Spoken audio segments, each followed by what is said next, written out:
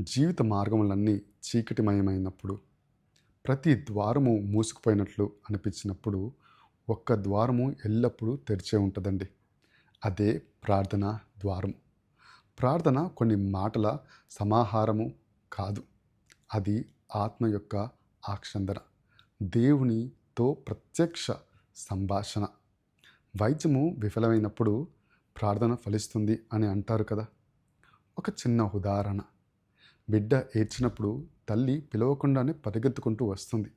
అదేవిధంగా ఒక నిర్మలమైన మనసుతో ప్రార్థన చేసినప్పుడు మన ప్రభువు తప్పకుండా వింటాడు. ప్రార్థన మన స్థితులను మారుస్తుంది.